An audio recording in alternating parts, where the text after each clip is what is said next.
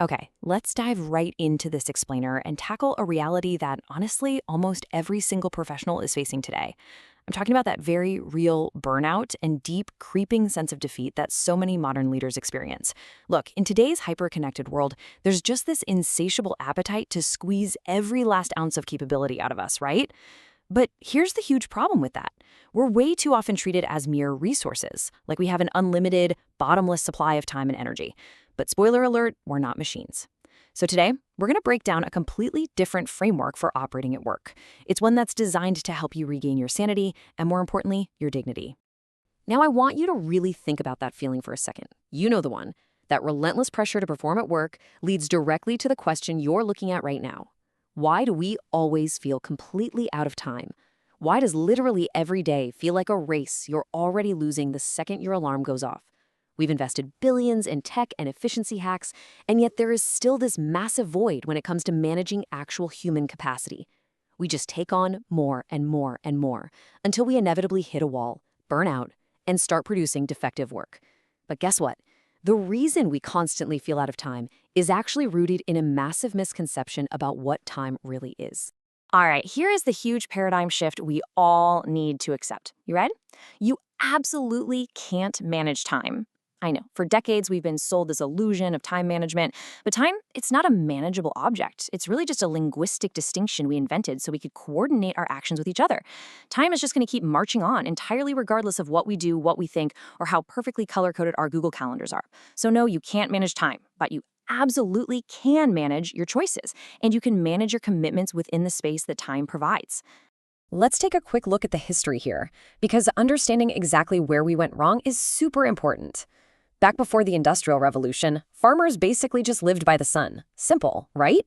But then factories came along, and suddenly they needed a way for hundreds of workers to start and stop as a totally coordinated group. So suddenly, punctuality was a massive business concern. Fast forward to the 1950s, and time management became all about doing things faster and cheaper. Then in the 80s, we got the Eisenhower method, which taught us to separate the urgent from the important. And hey, that sounds great on paper, but separating the urgent from the important really just gives us 4 different, highly categorized ways to feel stressed out. Prioritizing is actually just deferring actions to a later date. It doesn't solve the underlying capacity problem at all. It's kind of like shuffling the deck chairs on a sinking ship of overwhelm. So if time isn't a hard physical inventory we can pack tighter and tighter, what exactly is it? Well, think of it as a space of possibility for thinking and acting. We absolutely have to stop treating time like it's a tangible resource, like a computer or a company car or the desk you're sitting at. The most successful people out there adopt what we call a disposition to colonize the future, meaning they don't just sit back and let time happen to them, they aggressively move to capture it. They're intentionally designing the specific outcomes they want within that open space of possibility. To really grasp this, think about a strict financial budget. If I ask you to manage a company's budget, you instantly understand that if you spend more cash than you have, you go into debt, right? It's visible. It's obvious. But for some reason, we are completely blind to human capacity. Every single action has 4 distinct costs: time, energy, money, and lost opportunity. Just like a financial budget literally forces you to make tough choices to avoid bankruptcy, we've got to start rigorously managing our finite human capacity, our energy, and our space of opportunity to avoid total overcommitment and burnout. And because we already established we can't manage time, there's really only one thing left we can do. We must manage our commitments.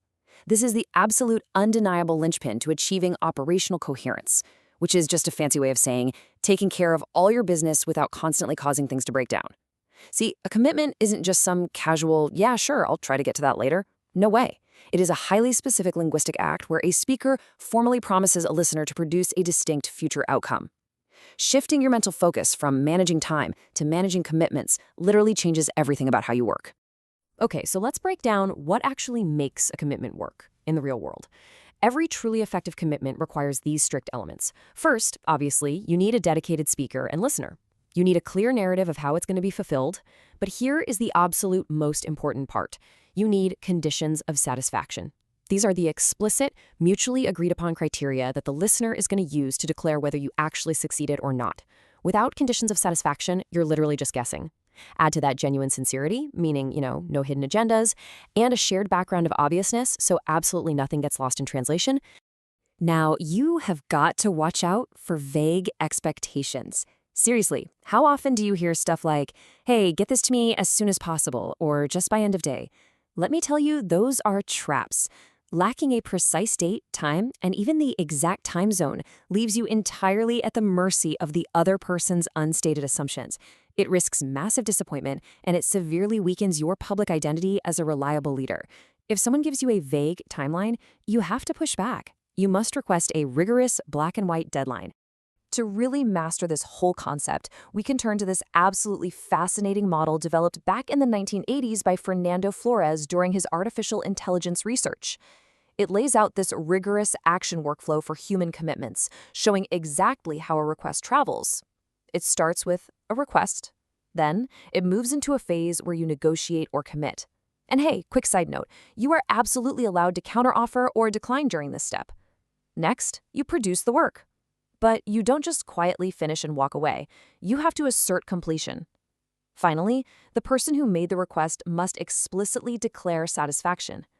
If you skip any of these 5 steps, you are practically inviting a breakdown in trust. We constantly hear this in corporate culture, right? Everyone says we need to exceed expectations. But think about how totally ridiculous that is within the framework we just discussed. If you don't have defined conditions of satisfaction, you literally have no target to hit. How on earth can you exceed a metric that hasn't even been established yet? Attempting to exceed vague expectations is just a massive, unnecessary drain on your finite energy and time. It is literally like shooting an arrow in the dark and just praying you hit a bullseye you can't even see. This next quote from author Chalmers Brothers is absolutely vital, and honestly, it's incredibly freeing once you grasp it. Think of how much guilt we all carry around at work because we feel like we let someone down. But listen to this. If someone holds an unspoken expectation in their mind, it cannot be treated as a commitment. That was just a private conversation they were having with themselves. You're not a mind reader, and you are absolutely not at fault if a silent, unnegotiated expectation goes unmet. We have got to start separating genuine broken promises from these phantom expectations. Now, that being said, when an actual fully negotiated commitment is broken, which, let's be real, will happen because we are human, an effective, excuse-free apology is the only linguistic act that can rebuild trust and protect your leadership dignity. A quick Slack message saying, "Oops, sorry about that," does not cut it. You must speak with absolute sincerity. Express genuine remorse about the impact your failure had on the other person. Own it without a single excuse. Declare exactly how you're going to change to prevent it from happening again. And finally, offer to make it right. Doing this isn't a sign of weakness. It is the highest form of professional dignity. And speaking of dignity, Apple CEO Tim Cook perfectly captures the dignity of simply saying no.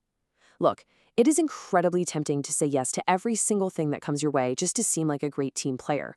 But if you say yes to commitments you simply do not have the capacity to keep, you are actively destroying your public identity when you inevitably fail to deliver. Saying no, or at least negotiating timelines based on your actual, real-world capacity, is the only way you ensure you deliver exceptional value on the few things that actually matter. So, to protect your capacity and your ability to actually fulfill your commitments, you have to eliminate unnecessary cognitive drag. You can radically reduce decision fatigue and overwhelm by replacing your daily choices with definitive, non-negotiable principles. When your principles are clear, your decisions become incredibly easy. Notice how this totally shifts your day. Instead of waking up and burning finite energy deciding what to wear, you apply a principle. I always wear a blue shirt and jeans. Instead of trying to casually limit social media, the principle is just phone goes completely off on weekends. Protect your energy for the commitments that actually matter. Here's another massive, super practical step, creating calendar white space. I want you to think of the number 50. Making 50 minutes your absolute default meeting duration is essential to guarantee you have transition time between heavy commitments. Think about it. We used to have 10-minute breaks between classes in high school just to reset our brains. But in the corporate world, we schedule back-to-back hour-long meetings for 10 straight hours. It's completely unsustainable. Give yourself those 10 minutes to review your notes, transition your mental state, and prepare to bring your full, actual sincerity to the next commitment. Did you know scientists can precisely measure time down to the microscopic radiation periods of the cesium-133 atom? It's mind-bogglingly exact. But for us, For our actual daily human experience, our space of possibility resets to exactly 1,440 minutes every single day. No matter who you are, how much money is in your bank account, or how high up the corporate ladder you manage to climb, you get exactly 1,440 minutes tomorrow. It is a strict, unbendable boundary on your capacity. As we wrap up this explainer, I want to leave you with this final, truly vital thought. You cannot manage those 1440 minutes tomorrow. They're going to pass whether you are frantically working yourself to the bone or peacefully resting. But you absolutely can manage the commitments you make within them. So, to regain your dignity, to finally stop the cycle of burnout, and to manage your true human capacity, I want you to look at your calendar for tomorrow. What unspoken, phantom expectations do you need to finally let go of? And more importantly, what requests must you turn down to protect your ability to deliver on the promises that truly matter?